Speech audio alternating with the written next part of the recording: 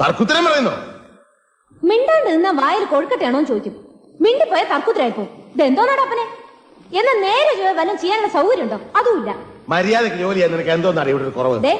എടിപൊടിന്നൊക്കെ വിളിക്കാൻ വേറെ ആളെ നോക്കണം. എന്നാ പിന്നെ നിന്നെ ഞാൻ അകത്താരമേന്ന് വിളിക്കാം. നീ എന്റെ മോളൊന്നുമല്ല, ഇവിടുത്തെ അടുക്കളിക്കാരിയാ. എന്നെ കൊണ്ട് ഒരു നേരം ഒരു പണി ചെയ്യാൻ സാധിക്കുള്ളൂ. കിട്ടുണ്ണി അയാൾ ഇവിടുത്തെ പേക്കൂത്ത് സഹിക്കാൻ വയ്യാതെ പോയി. എനിക്കിപ്പോ എന്നോട് ഊണെന്താ റെഡിയാത്തതെന്ന്. രാവിലെ അരി അടുപ്പത്തിടാൻ തുടങ്ങിയപ്പോഴല്ലേ വെള്ളം ചൂടാക്കാൻ പറഞ്ഞത്? എനിക്ക് ചൂടാക്കിയില്ലല്ലോ, പച്ചവെള്ളത്തിലാണല്ലോ കുളിച്ചത്. വെള്ളം ചൂടാക്കാൻ തുടങ്ങിയപ്പോഴാണ് എണ്ണ കാച്ചാൻ പറഞ്ഞത്. അത് നടന്നോ? അപ്പോഴല്ലേ കടയിൽ പോയി സാധനങ്ങൾ വാങ്ങാൻ പറഞ്ഞേ. എന്നിട്ട് വാങ്ങിച്ചോ? ഇല്ല, ഇവിടെ മുഴുവൻ തുടച്ചിട്ട് പോയാൽ മതി എന്ന് പറഞ്ഞു. എന്നിട്ട് അത് ഇതുവരെ ചെയ്തില്ലല്ലോ. അത് ചെയ്തുകൊണ്ടിരുന്നപ്പോഴല്ലേ ചോറ് വിളമ്പാ പറഞ്ഞത്.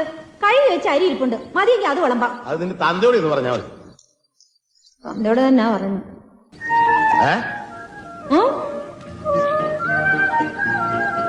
ഒരു മണിക്കൂർ വേറെ ഒരു ജോലി